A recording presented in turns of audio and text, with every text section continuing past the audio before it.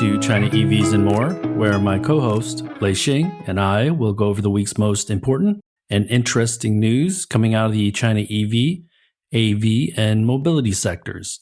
We will open the room up at around the 40-minute mark to anyone who's keen to ask us any questions.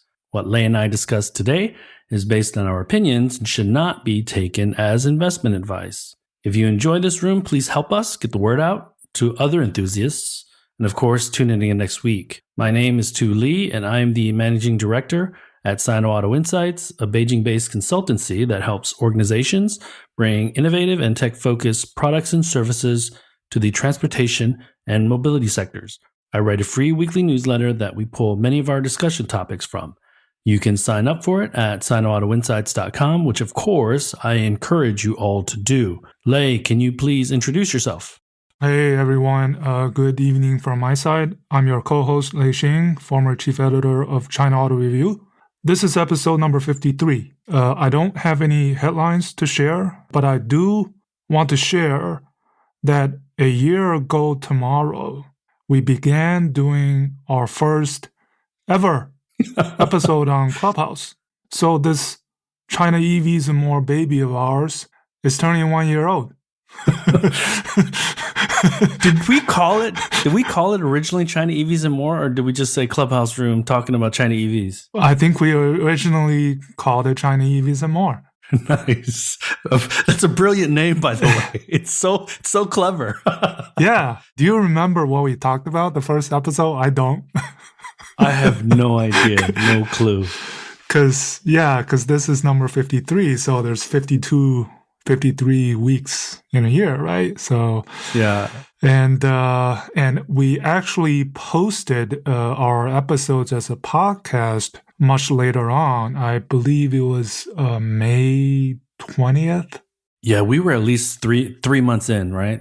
Right. So we have posted 43 episodes onto the podcast, but we've been doing this for exactly a year now. Time flies when you're having fun, right?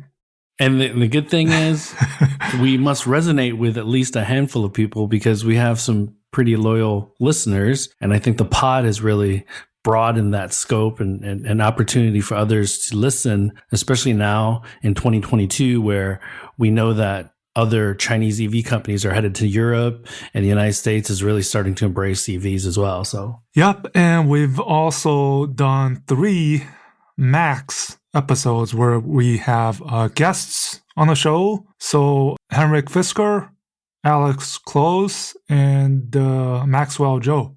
So these 3 companies are a US startup, a Chinese EV startup, and a Chinese AV startup. Next, we'll get someone from the legacy on the show.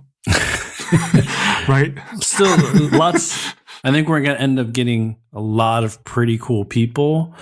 Hopefully some startups that I've been looking at and working with and talking to, because I feel that they have some pretty good stuff. Some of the companies you know about already, Lei.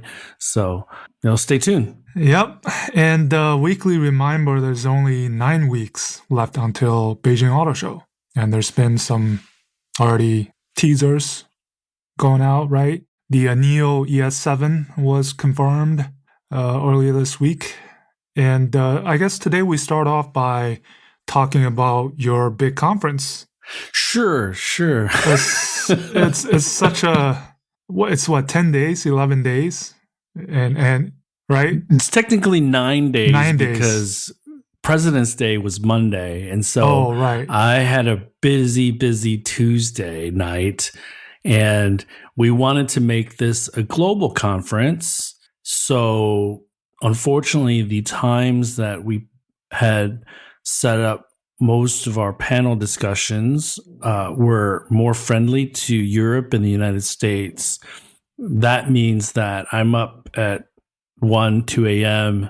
hosting and moderating discussions, but you were part of 2 of them, so you did a little bit of a mini marathon. So I think, but that day was really cool, right? Because we had John McElroy, who I think you and I have a ton of respect for in the U.S., Michael Dunn, who was part of the China Dominance, and then Sophia Yen, who was the moderator for the China dominance panel had some technical difficulties that we had to deal with.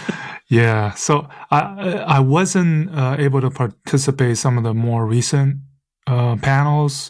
Do you want to share what were your takeaways? There were some big shots, right?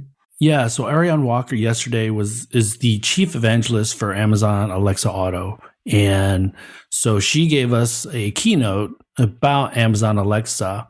And there are a number of brands that are partnering with Amazon either to create Alexa type voice commands using their own front end voice, or actually using and utilizing Alexa. And so what really resonated, because she had worked with JD Powers to do a survey about familiarity with voice commands and connected vehicles. And, the big theme was familiarity, right? Because if you have and use Alexa at home, you're very familiar with it. So it's the same type of habits, right? And with any AI, with any machine learning tool, they have to get to know who you are before they really can anticipate what you're looking for, what you're asking for. So you can train Alexa as well to understand your particular, let's say, how you say things, how you ask things. And so we rolled that into a connected panel. I thought that was really good. The other panel that I thought was really interesting was the software panel, because I think for a lot of people, it's a big black box. And we had Bosch and Stellantis and a consultancy based out of Detroit. They were part of the panel, Ashok Sivanan. Having listened to them and their experience on the software side of the OEM players, it is really a struggle, but they seem very hopeful that they can make these changes. So Pierre had founded a startup, a technology startup, a software-based startup that was acquired by Stellantis, and that's how he became vice president over at Stellantis. And they're doing a lot of cross-domain. So cross-domain means that, for instance, in traditional automakers, they're very siloed and not many departments talk to one another. But in the software world, it has to be seamless. Otherwise, there are going to be bugs all over the place if you're just trying to bolt on extensions. Think Oracle, with all the different modules, right? So if those modules don't all work together, there's going to be bugs, there's going to be errors. And so think of software for the vehicle in the same exact way. And I learned a lot from our panel where I moderated the traditionals kind of step up. So, what did you get out of that? Yeah, I wanted to share the two panels that I was on. I think the takeaways, what was memorable to me was John McElroy's comment that there's a EV Ford and there's a ICE Ford. Yeah. I think the way he put it was, right on.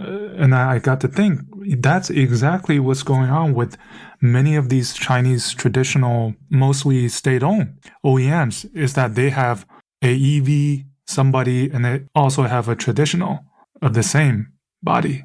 So let's say there's Dongfeng has a Voya. So there's the ICE right. Dongfeng, then there's the EV Dongfeng, which is represented by Voya. And most of these brands are positioned as high-end brands, right? That I think that was a takeaway from what the traditional, at least from a China perspective, is doing. And then the China dominance, the message I wanted to drive was, despite all the negativity, whether it's geopolitically, whether it's data security, I said at the end the Chinese will find a way.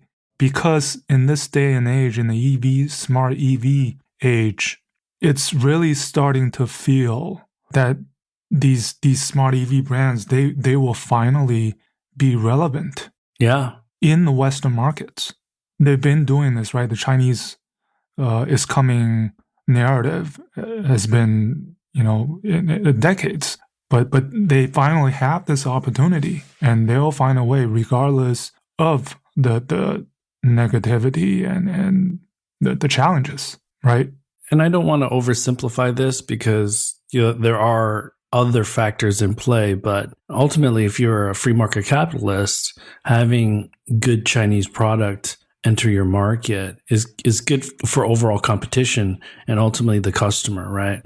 The danger is right. And if you see the at least the Twitter chatter, a lot of it's been from at least from the Western perspective that it's been positive, mostly positive, I think, on the Chinese smart EV brands.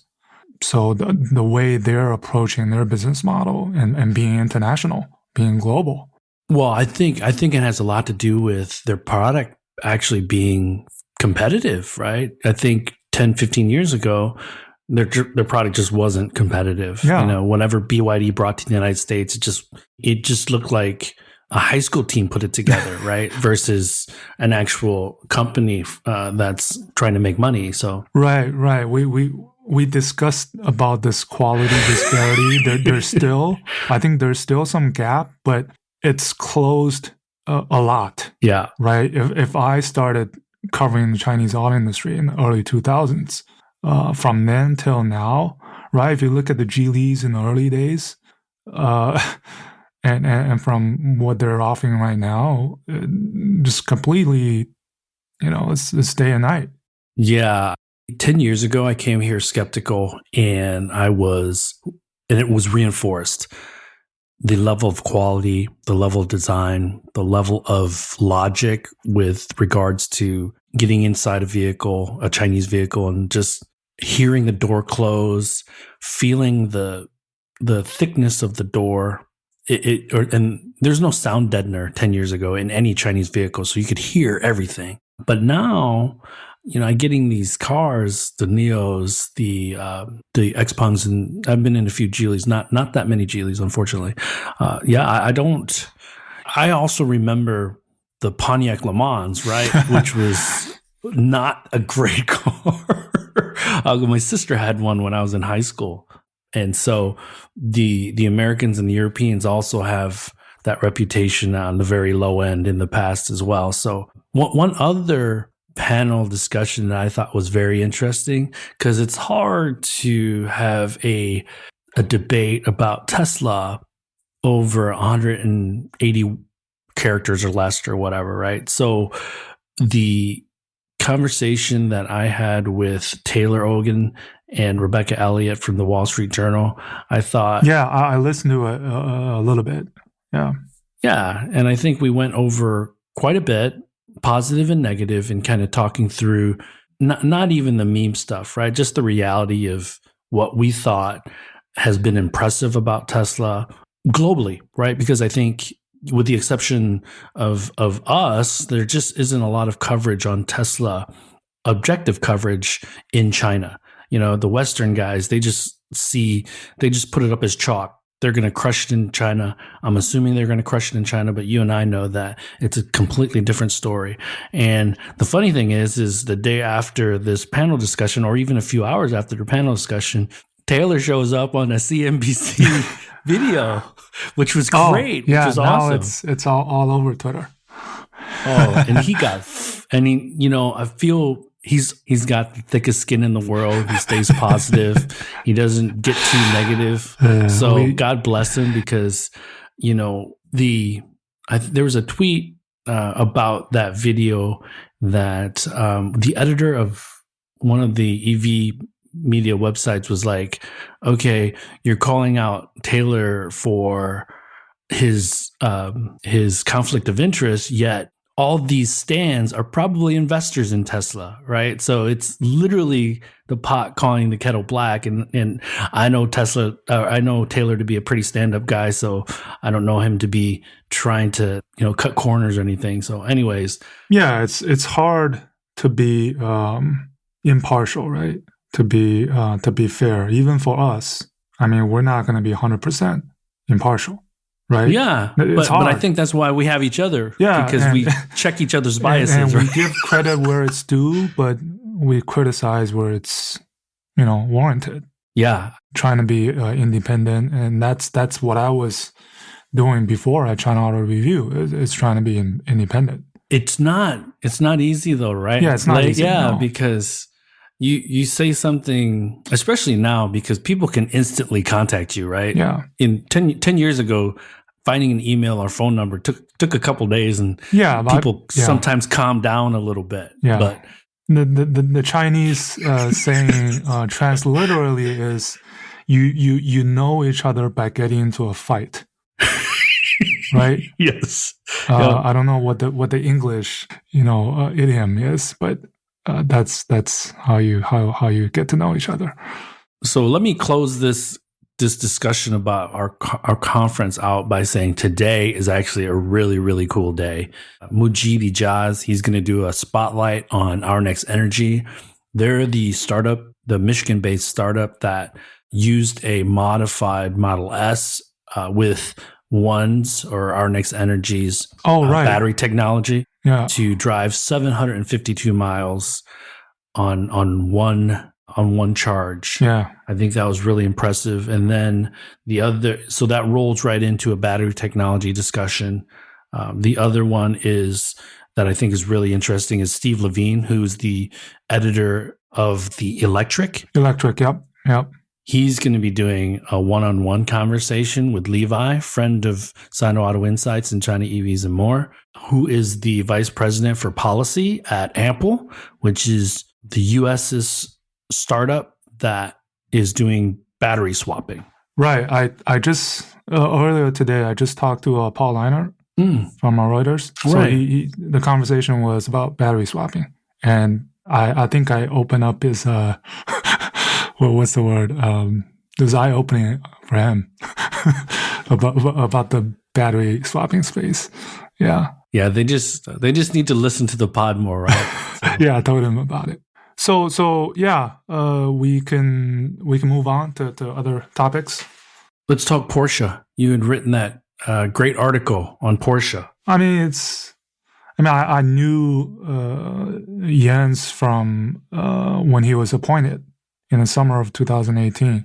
And that was when the previous iteration of the Macan had its world premiere in Shanghai. And he was just got appointed.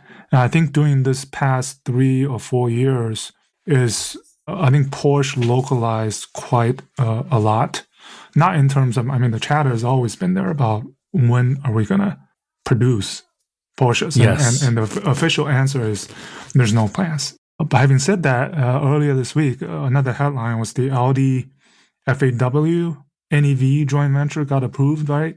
Where Audi has a 60%, so majority owned, which will produce PPE platform vehicles that underpins future Audi and Porsche E models, right? Right. Mm-hmm. Then, I'm sure people are going to ask, are we going to see a Porsche there? But I think the most interesting thing he talked about was he said, he used to travel back and forth, even during the COVID. So I actually talked to him when he was in quarantine in Shanghai. Oh, wow. Right before Chinese New Year. And he said that he used to travel back to headquarters and have people travel here. But he said that doesn't work because localization is not about these visiting. It's making decisions on the ground. So that's why he said, because of the ecosystem that's not in Germany, we have to have our own, entity to make certain decisions. And part of that is the R&D satellite that's I think coming soon this year. And they have the innovation center in Shanghai already, right? Yeah, Porsche Digital, Porsche Engineering, quite a few entities where they make a lot of decisions and influencing future product in R&D. So yeah, and Porsche, by the way, I think when I did the sales numbers, they're the only foreign brand that has grown every year since they entered the market 20 years ago. There's never been a year of decrease. Yeah, that's unbelievable. That's bananas. Yeah, it's unbelievable. Slowly from just 21 units, I think in 2001 or something, to all the way to 100,000 units closely last year. And they've been immune, sort of from whatever crisis, right? Relatively, because he talked about their target group of customers spending even if they can't go overseas on these shopping trips. Yeah. Right. Then they have to splurge and there's a good understanding of the Porsche brand. So the difficulty is trying to change the image that Porsche does offer and will offer more EVs, and it's an EV brand soon in the future. Right. So he talked about that. I think with Porsche, so when Volkswagen brand is weak, Porsche and Audi step up normally. Mm-hmm. So and we have to remember that Porsche sells in the hundreds of thousands of cars per year, less than 300,000 annually, I think, or around 300,000. Yeah, last year was just over 300,000. Yeah. So they're not niche, but they're kind of niche. And so they're making money hand over fist in the China market. The Macan, the Cayenne sells like crazy here, just like in the United States. But I could see a scenario where if Tesla really leans into more Model S Plaid or Plaid Model S type of vehicles, where Porsche could really start to feel a little bit of heat. But yeah, it's amazing that they've grown for 20 years. I love the brand. I love the vehicles. I'd love to have a 911 in my garage, but the EV stuff has been a bit disappointing. The Taycan, that sold, I think you said 18% of overall sales for Porsche in China were Taycan. Yeah, so 7,300 units. I think it's pretty good because it's more than Mercedes, it's more than Audi, right? Yeah. And Porsche is positioned, I think, a bit higher, right? Mm-hmm. Considering the Taycan is over 800,000 RMB, right? Over a million. Wait, is that over a million? Not yet. But and I have to say, and this, having lived in Beijing, between the G500, the Mercedes G500, and the Porsche Cayenne / Macan, that's like the mommy car that drops the kids off at school, car. Right? Yeah, it's like literally there are so mmany G500s that are dropping kids off at schools, and so it's pretty funny. But yeah, Porsche could be the savior for Volkswagen, at least for the next couple of years here in China, as Volkswagen really tries to right the ship, right? But they can't make up for the volume discrepancy in sales if ICE sales continue to shrink for Volkswagen. So there's going to be some challenges. Mm-hmm. So while we're at sales, it's interesting. Look at the market again. CAAM still hasn't reported the numbers yet, but the CPCA numbers are a good indication of the type of numbers that will come out for CAAM. Because CPCA, it was basically over 400,000 units wholesale, and that's passenger vehicles only. Obviously, that includes export.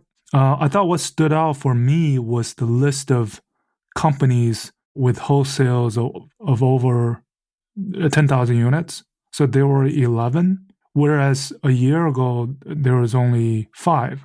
So that kind of shows you the ramp, the volume, right? So BYD, 93,000. Tesla, nearly 60,000. 40,000 were exported, roughly 20,000 domestic. SAIC, GM Wuling, mostly the Wuling EV, 40,000. Chery went over 20,000 because of that QQ ice cream, did nearly 10,000 alone the first month on the market. And then Geely Auto, GAC Aeon, SAIC PV, Great Wall, Xpeng, Li Auto, and Neta. So I think most likely the CAAM numbers will be roughly probably around 450,000 units. So a little bit off from December as expected. And I think CPCA, their latest prediction for 2022 is 5.5 million new energy PVs. So not including the others. Right. So they're looking at close to, or we're looking at close to 6 million if we include all the other stuff, probably. Yeah. And based on January, but it's hard to predict only 1 month of numbers. But sure, January, 450,000 units, right? If we do that for, February will be lower, but March will be much higher, should be over 500,000. Then if that trend continues 2022, I don't see any problem with 5.5 million. And the hope would be that these materials teams and supply chain teams at the OEMs and the tier ones, the Bosches and the Contis, have really learned their lesson last year on how to manage some of that supply stuff, right? Mm-hmm. But now it seems like chips are getting fed hand to mouth, but they're kind of used to that.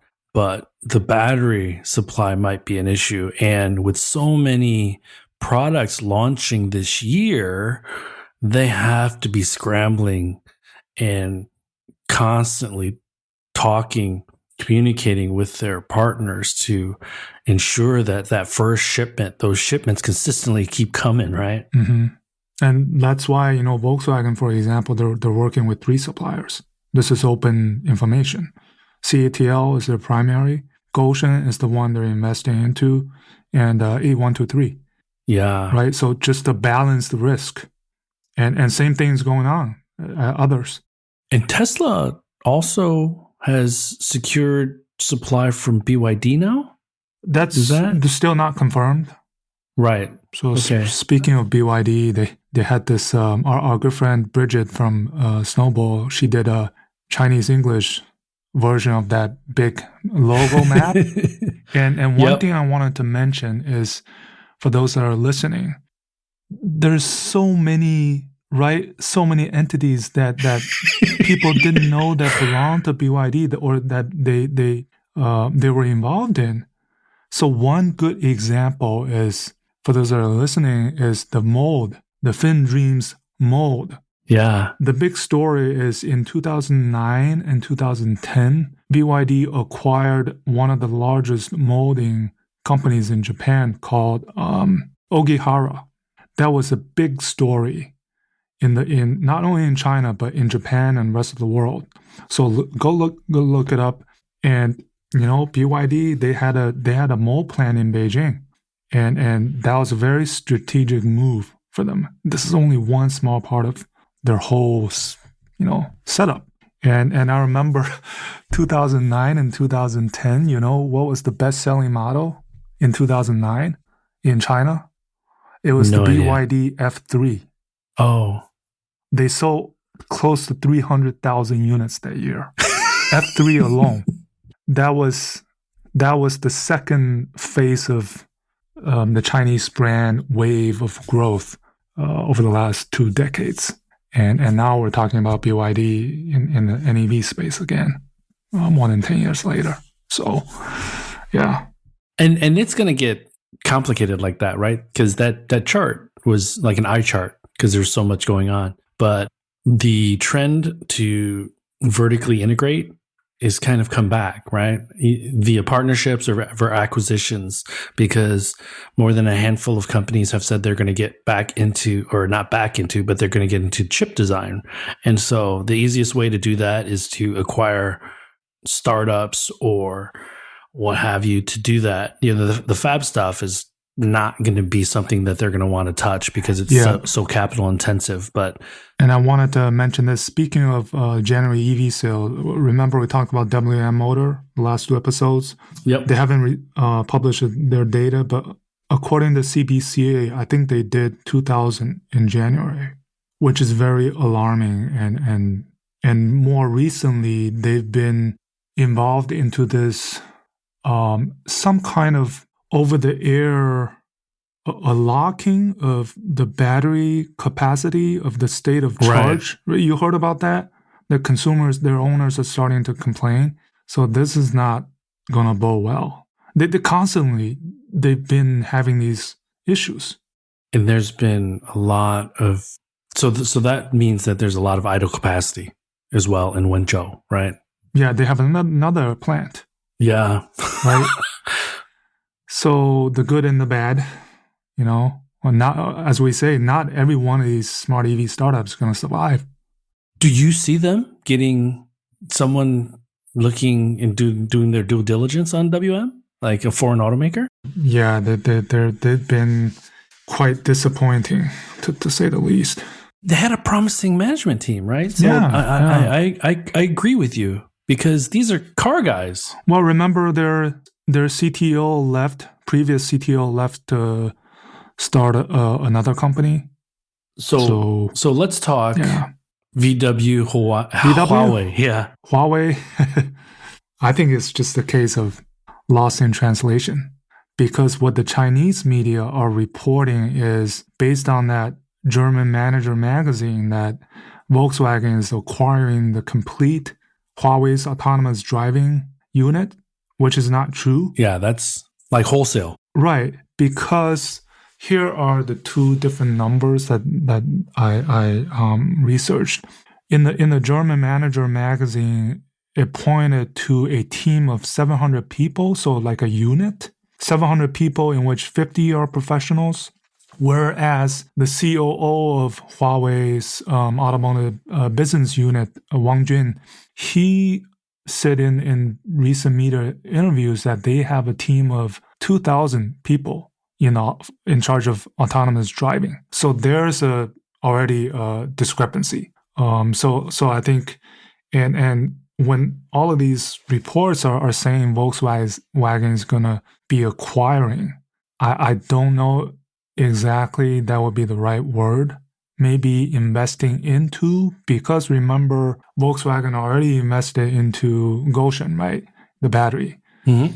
And they're working with DJI, as we talked about last episode. So with the joint venture equity, this rule open up already, it's not really surprising to see any foreign company invest into a Chinese company anymore. The reason that's making this so breaking and so such a big talked about topic is because it's Huawei, right? Huawei is at the center of everything. And I think the underlying thing that's not being said is that this is a regional play. This is not a global play. Right. So this will be similar to something like SAIC and GM investing into Momenta. Yep. Right. So I wouldn't make a big deal out of it. Is something going on? I think definitely because Audi is already working with Huawei, right? On some of the connectivity, LTE, V2X. They've been working on this. So the only question left to find out is what and how this cooperation or investment turns out to be. But there's definitely something going on. This points back to how convoluted and hairy the whole AV scene at the OEM level is going to be. The multinational foreign OEM that's in multiple regions. They effectively have, especially if Volkswagen's using Huawei in China, they effectively have 2 or 3 different hardware software stacks, depending on which region they're selling in.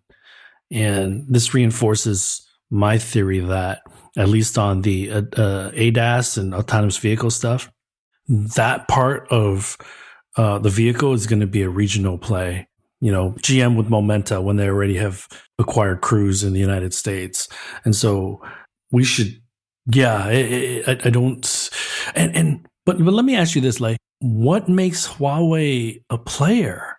I understand the telecommunication side. Obviously, Huawei is an expert at that, but they don't really know cars that well. I mean, they've hired some ex-executives, but is it just that they're trying to undercut the market because they're bleeding so much due to losing the handset business?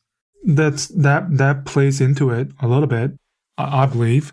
But in terms of what they can offer, I really don't know either. Because the way Huawei are active in China is, first, they are a tier 1 or a tier 2, right? So they provide these components or services. And the other one is through these collaborations with OEMs. So Avatar, for example, Chang'an's high-end brand, Ceres with the Ito brand, where Right. Huawei is almost like an OEM itself, Yep. but using Ceres's or Dongfeng Silicon's manufacturing. But Huawei wants to be involved a little bit more downstream, design wise. But I think it's still blurry in what it can offer Volkswagen, other than right they've been working with Audi for a while, and Volkswagen trying to localize in some way the autonomous driving. By the way, Volkswagen should be also a member of the Baidu's Apollo consortium, Right. right? So they have quite a few different resources. Is this also about balancing risk? I don't know. Yeah. I think they're reducing risk, Right. and they know that Huawei has kind of a wide footprint, right? VW China PR told me no comment. This is the same exact message they've told other media outlets. Just basically no comment. So no outright denying it or confirming it. Yeah, and you and I had talked offline that our moles both said that this is not an acquisition, so I don't believe it to be an acquisition either. It's not as significant as it sounded, at least through the Chinese media Twitter. It all sounds like, oh, this is an acquisition, but in reality, it's probably something else. And you bring up the Baidu Apollo program. So let's just quickly talk about Baidu entering Shenzhen. Now they're in all 4 tier 1 cities, and it seems like they're not trying to pick fights, but they're really, really trying to establish themselves in the largest urban areas in China, right? So should the WeRides and the Auto X's be really concerned? Because we have to remember that these guys are startups: Auto X, WeRide, Pony, Momenta. So they don't have the ability to raise capital or spend capital as much as Apollo does or Baidu does. And in the case of a Pony, they were about to go IPO and get some liquidity and capital. But now with the IPO market and the SPAC market, at least in the United States, off limits, they need to raise more money. And so they're always going to be capital constrained, whereas Apollo, I don't think that's the case with them. And so that makes them dangerous, right? Which means that they should be able to put more vehicles on the road in more different cities. So, what is your look and take on that? Well, Baidu's message was that they're the only ones who's in all 4 of the tier 1 cities, right? Yep. Beijing, Shanghai, Guangzhou. They emphasize that. Yeah, they emphasize. So I don't see it as a risk to other competitors. It's just that you have to be in these cities where the current conditions are in place, whether it's local policies supporting robotaxis or because of the nature of the local traffic and road conditions, and plus the fact that they're the tier 1 cities. All of these reasons are, you have to be there, and Baidu was late. Well, that's the whole thing about why they're late, right? Because they had this huge splash, 5 years ago? They signed up all these partners, including OEMs, to your point about Volkswagen. They also signed up Ford, and then they went radio silent for like almost 3 years. Mm-hmm. And then they came back out again. And their strategy was completely different because now they're partnering with local domestic OEMs, ArcFox, WM. And the third one is, I forget who the third one is. But so completely changed. I think it's better than trying to be everything to everyone. And so 2022. So I wrote this in my newsletter. I said, after the Olympics, when it gets a little bit warmer, I'm going to go back out on the road, Lei, and I'm going to go visit these companies. I'm going to go visit these OEMs. I need a few more contacts to go see some of the companies that you and I have talked about in past podcasts, which shouldn't be an issue. But yeah. I just want to go check their operations out. And Baidu, Deep Route, QCraft will be 2-3 of the companies that I'm going to go visit in the next, hopefully, several months. So we'll report back when I do. And hopefully I'll be making some trips as well, at least, in the US and maybe even Europe. Who knows? Because it's much easier to travel to Europe from here than to China, definitely. Yeah, Europe is definitely not off the table for you anyways, right? For me, it's still a little bit. Yeah.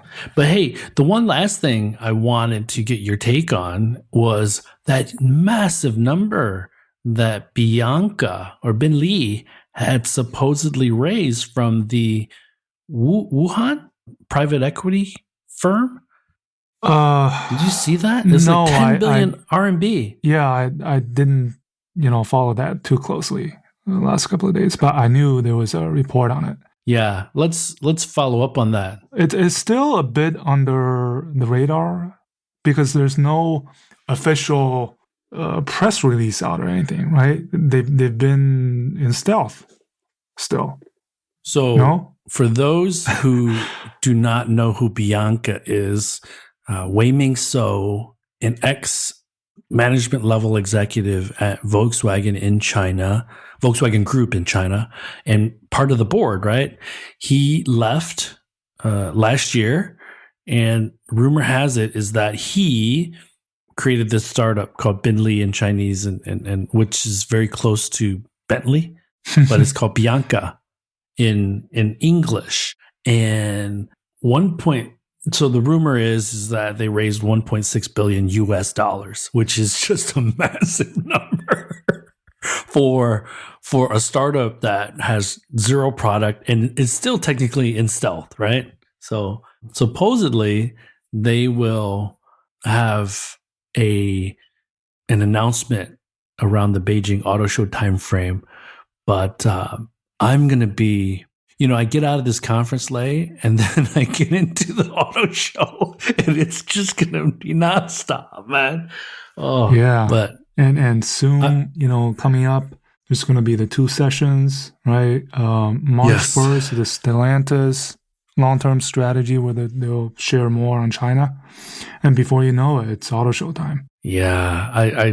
So in listening to the SVP for software for Stellantis last night, I feel that they have turned a corner because for 18 or so months, these groups, PSA and FCA, were a bit in limbo because there's all these rumors.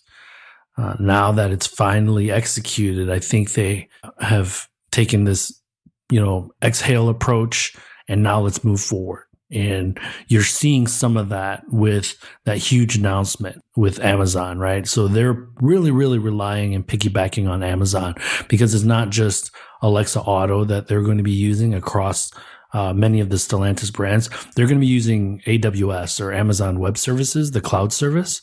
So the back end is going to be really, really a big part that is supplied by Amazon. So I'll be interesting to see because Google and Apple have not made those types of partnerships. So Amazon is really, really leaning into that stuff. So I just received some latest intel on the Volkswagen Huawei. Real time. It's in real time. In one of my WeChat groups of all the different people in the industry, this is something related to a team that was under Su Jing, the guy who said Tesla kills people and got fired from Huawei.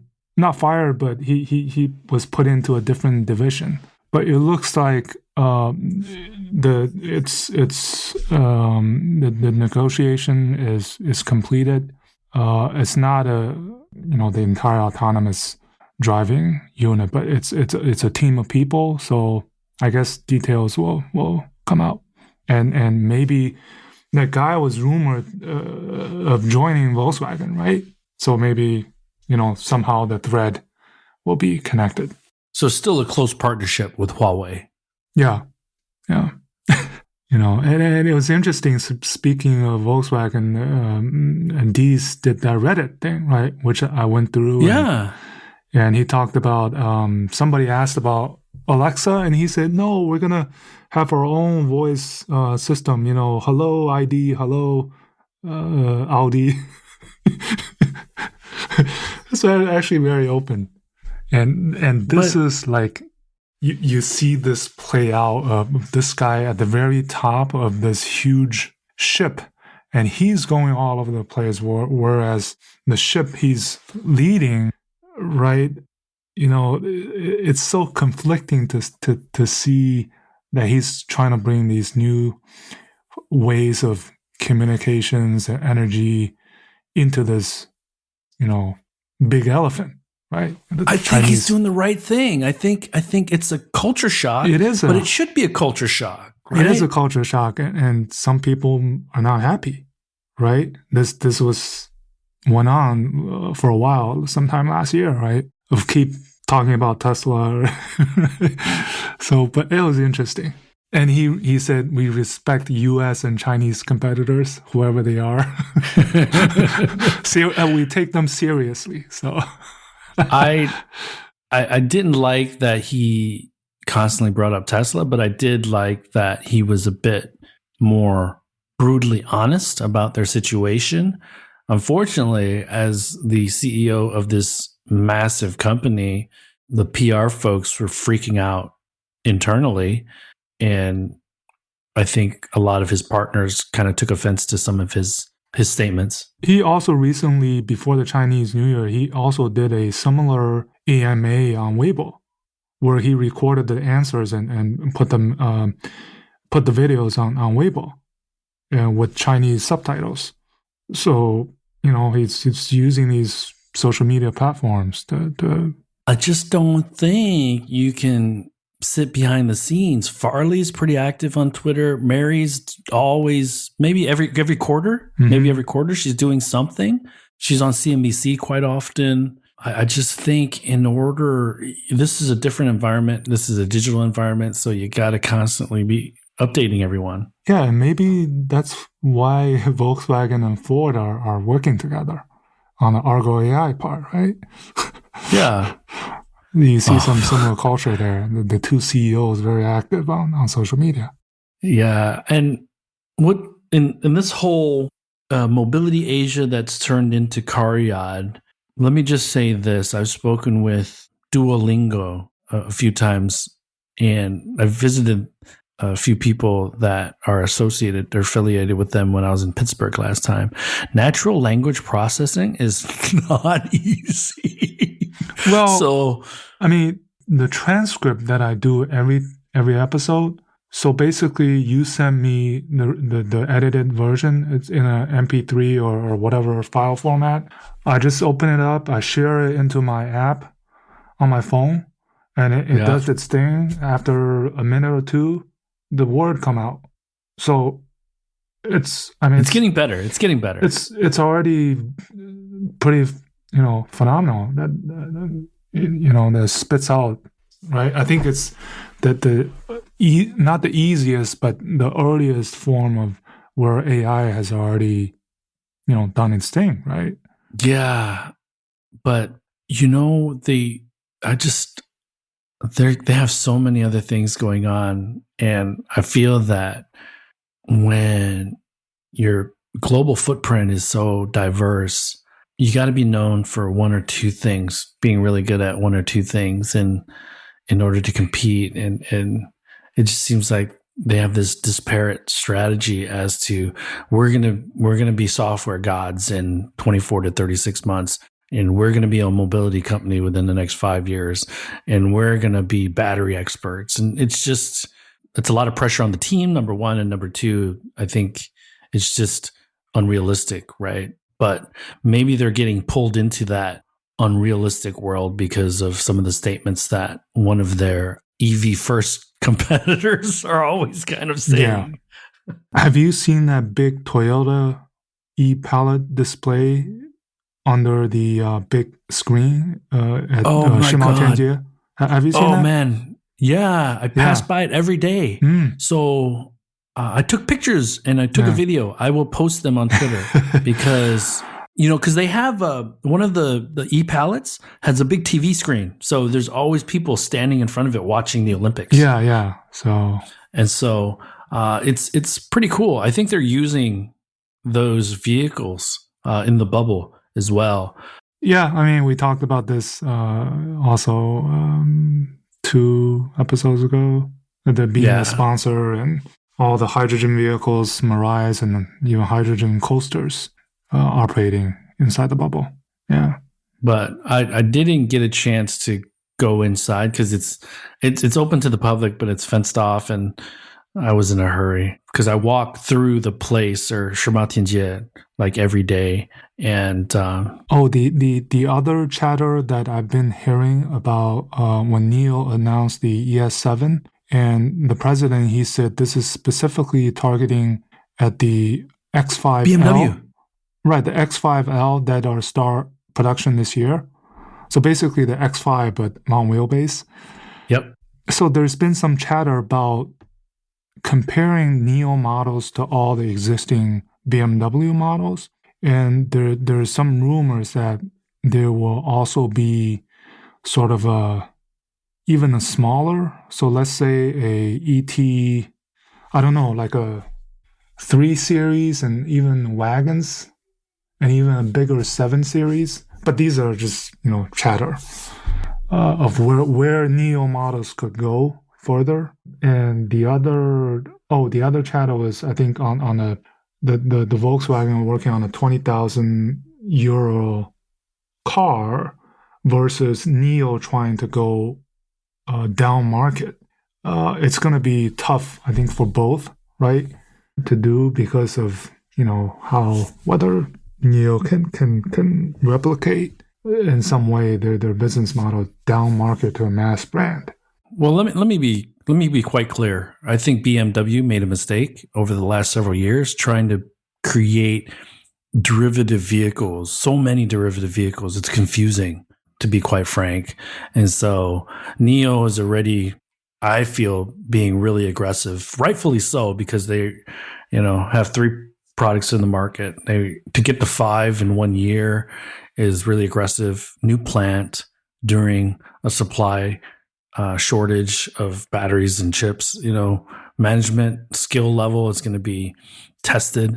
The ET5, especially because the ET5 is going to be a pretty high runner, I would think. The ES7, they're both not going to launch till the end of the year, so they have some reprieve on that stuff. But I wouldn't worry about having 10 or 12 different products in the market just yet. That brings us to the end of this week's show. Lei and I thank you for tuning in. My name is Tu Lei, and you can find me on Twitter at Sino Auto Insight. That's SinoAutoInsight. You can find Lei on Twitter at LeiXing77. That's LEIXING77. If you wouldn't mind rating and or reviewing us on Apple Podcasts, Spotify, or wherever you grab your podcast from, we'd appreciate that as well.